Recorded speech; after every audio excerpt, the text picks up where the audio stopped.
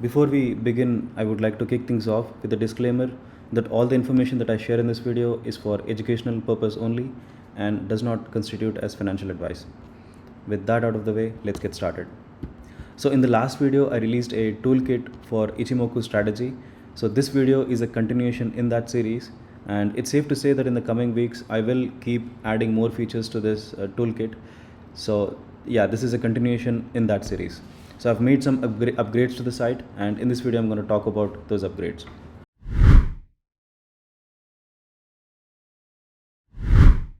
The first change that I did is add an extra time frame, which is 1 hour.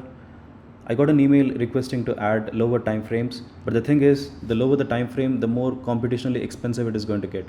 And even if you look at Josh's playlist, he tends to emphasize on 4 hours or higher time frames.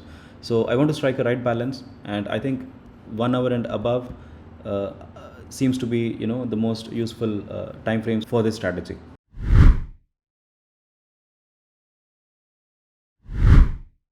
The next change that I added is an extra signal, that is Kumo twist. So Kumo twist is when the cloud flips from green to red or red to green. So if it's long, it symbolizes when the cloud changes from red cloud to green cloud, and if you select short, it shows when the cloud flips from a green cloud to a red cloud. So again, this is something that Josh talks about in his videos, and I noticed that this was missing in the initial release, so I thought I'll just add that as well.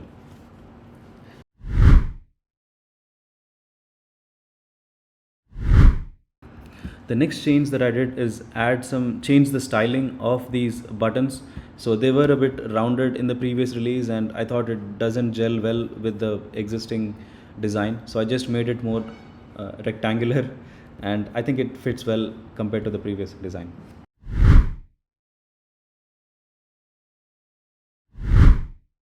Next, I received an email stating that they were not receiving the passcode when they try to log into the site.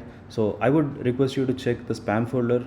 Sometimes, if the email address is not recognized, the email goes right into the spam folder. So make sure you check the spam folder and whitelist the email address to receive the passcode email.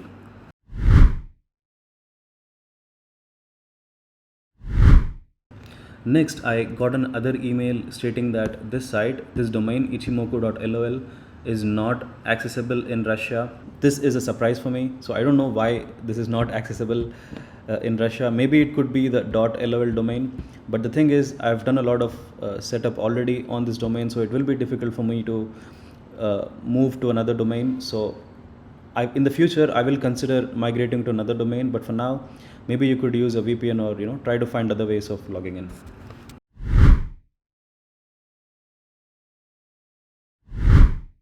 The next feature that I'm going to talk about is what I consider to be the most useful feature in this video, and it also is the most difficult feature to implement so far. So in the last version, when you shortlist the results and you click on the symbol gets copied to clipboard, and you would have to go to TradingView to look at the chart. But the thing is, I think it's a bit cumbersome. It would be nice if you can just see a quick snapshot of how the candlestick pattern looks like right below this result, so that you could see the chart quickly and then decide whether it's worth going into TradingView and exploring further. So in this version, when you click on the symbol, you will see a snapshot of the chart, and as you can see, you will get the OHLC values on the top left corner, and you see the candlesticks, and obviously and also the Ichimoku lines, the Tenkin, Kijun, and the cloud. And I think you can also zoom and pan around. As you can see, you can just zoom out and zoom in and hold the chart and pan around. Hold the chart and pan around, and you can see the timestamp on the bottom and the price on the right hand y-axis scale.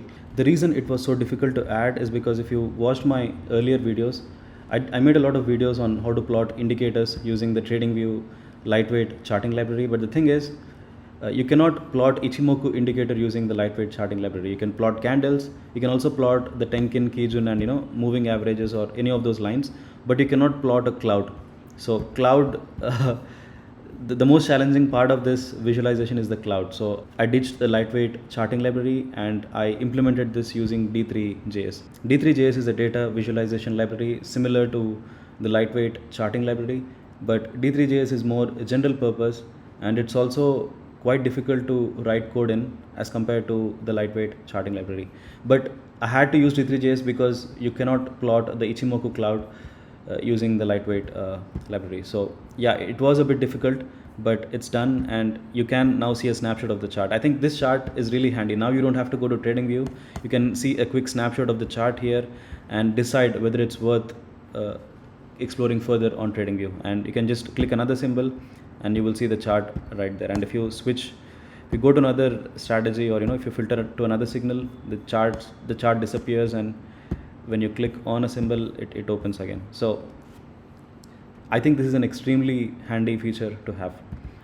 Explaining how to plot this whole thing using D3JS requires its own video, so let me know if you want me to make one.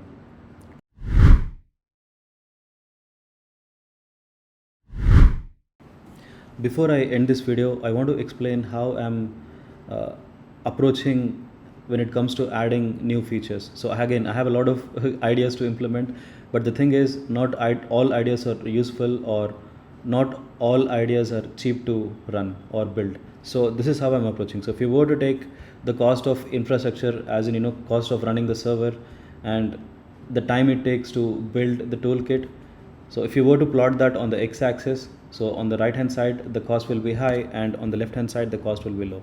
And if you were to plot the usefulness of the feature on y-axis, again on the top it's extremely useful, on the bottom it's not that useful. So this is the best balance to strike in my opinion. So again, low cost, easy to implement, and the feature is extremely useful. So that is how I'm approaching it. Regarding the suggestion of adding lower time frames like 1 minute or lower, it's not that useful, and it's also reasonably, it's not that hard to implement. And but the cost of infrastructure, cost of running the strategy repeatedly on lower server will be extremely high. So that would fall in this category. So maybe it's the feature is useful, so I'll give it benefit of doubt. So but the cost is still high, so that would fall in this category. That is the reason I decided not to implement it. So yeah, this is the best balance to strike, right? The feature is extremely useful, and the cost of implementation is extremely low, or the cost of infrastructure, or the ease of implementation is extremely low. So these are the features that I'm first targeting or prioritizing, and once we have enough features, then maybe I'll consider adding the other features.